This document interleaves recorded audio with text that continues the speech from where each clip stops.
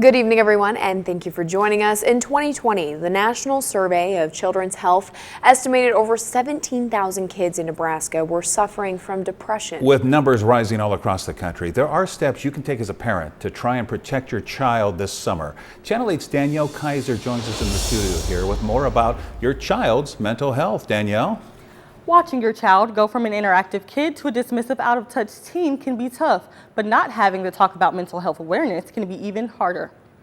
As the last day of school approaches this May, so does the need for parents to be mindful of their child's mental health, especially after everything they've gone through during the last couple of years with the pandemic. Transitions can be difficult for youth, but they don't have to be difficult for youth. And so there are things that parents can do to help ease those transitions and to make them smooth for their children.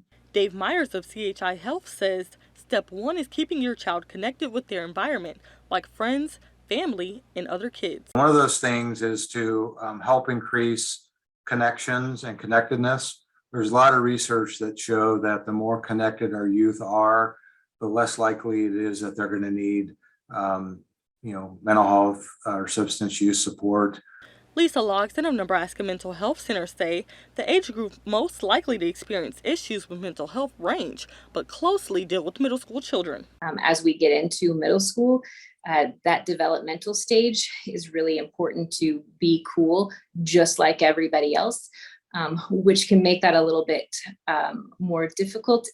And so we may need a little bit more encouragement. Keeping track of the signs of your child, regardless of age, can help you identify issues before they become problems. Myers says even an unregulated sleep schedule can point towards a depressive state.